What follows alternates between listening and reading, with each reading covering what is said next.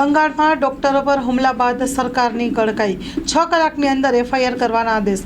પશ્ચિમ બંગાળની રાજધાની કોલકાતામાં બુધવારે રાત્રે બદમાશોએ આરજીકર મેડિકલ કોલેજ અને હોસ્પિટલમાં વિરોધ કરી રહેલા લોકો પર અસામાજિક તત્વોએ હુમલો કર્યો હતો। તેઓએ વિરોધ કરી રહેલા ડોક્ટરોને માર માર્યો હતો અને હોસ્પિટલમાં તોડફોડ કરી હતી।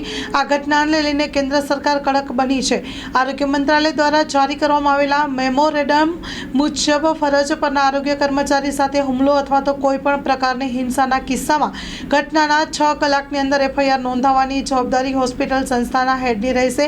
પહેલો મામલો આરજીકર મેડિકલ કોલેજ અને હોસ્પિટલમાં મહિલા ડોક્ટર સાથે થયેલા રેપ અને હત્યાનો છે।